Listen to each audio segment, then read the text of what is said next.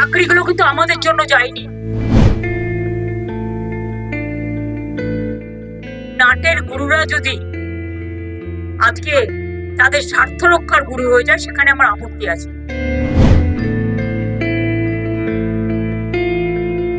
তাদের রাজ্য সরকারকে বিশ্বাস করা উচিত ছিল।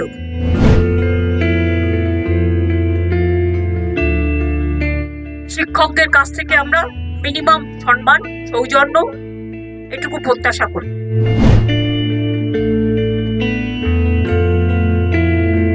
আমাদের দিক থেকে আমরা রিভিউ পিটিশন করেছি। যদি রিভিউ পিটিশন অ্যালাউ করে ভালো কথা।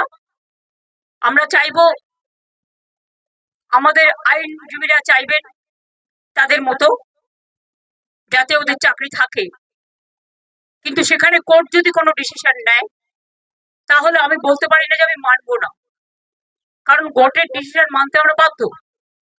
কিন্তু সেক্ষেত্রে এখনো পর্যন্ত কারো মাইনে বন্ধ হয়নি।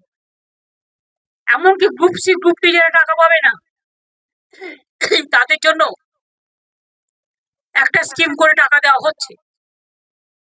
তার উপরে আমি জানি না, আমার একটা জিনিস খুব খারাপ লাগে, যারা উস্কাচ্ছে তারাই কিন্তু মামলাটা করেছে ওদের বিরুদ্ধে। চাকরিগুলো কিন্তু আমাদের জন্য যায়নি।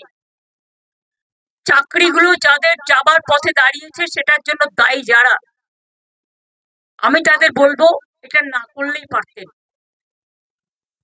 যারা চাকরি খেয়েছে তারাই যদি আজকে, নাটের গুরুরা যদি আজকে তাদের স্বার্থ রক্ষার গুরু হয়ে যায়, সেখানে আমার আপত্তি আছে। তাদের রাজ্য সরকারকে বিশ্বাস করা উচিত ছিল।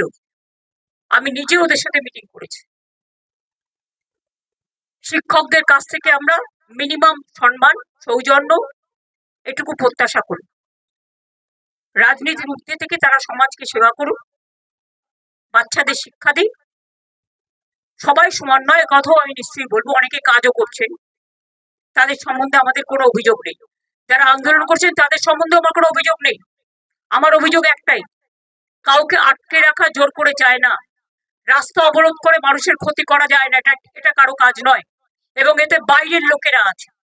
টিচারের সংখ্যা কম, বাইরের লোকের সংখ্যা বেশি। এই তো দেখছেন, মেয়েরা বলছে প্রেগনেন্ট মাদার বাড়ি যেতে দিচ্ছে না। অফিসে কাজ করছে তাকে 14 ঘন্টা, 18 ঘন্টা, 20 ঘন্টা আটকে রেখে দেওয়া হয়েছে। একটি মেয়ে পরীক্ষা দিতে গেছে, পরীক্ষার্থী, সে বারবার বলেছে আমি বাড়ি যাব, আমার বাড়ির লোক চিন্তা করবে। তাকে নামতে দেওয়া হয়নি, বেরোতে দেওয়া হয়নি, এবং সে ভয়ে লাফ দিয়েছে। তার পায়ে চোট আছে, সে হসপিটালে ভর্তি হয়েছে। মনে রাখতে হবে না, আগে আমরা মানবিক মানুষ। মানবিকতাকে শ্রদ্ধা করলে তাকে ভালোবাসা যায়, তাকে সম্মান করা যায়। আমি আন্দোলনের বিপক্ষে নই, কিন্তু আন্দোলন করারও একটা লক্ষ্মণ রেখা আছে। আমার যেমন অধিকার নেই কাউকে বাধা দেওয়ার, অন্যেরও অধিকার নেই আমাকে বাধা দেওয়া। আমি তো বলবো আপনারা এখানে না করে আইনে লড়াই করুন, আমরা পুরো সাহায্য করি। আমরা নিজেরাও তো করছি, আমাদের সাধ্যমতো আমরা করছি। আমরা তো ওদের বিপক্ষে নই। কিন্তু কোন রাজনৈতিক দল যদি মনে করেন রাজনৈতিক দল জল ঘোলা করবেন, তাহলে সেই রাজনৈতিক দলকে আমার কোয়েশ্চেন থাকবে, কোর্টে কি কেসটা তো আপনারা করেছিলেন, এটা করা কি ঠিক ছিল?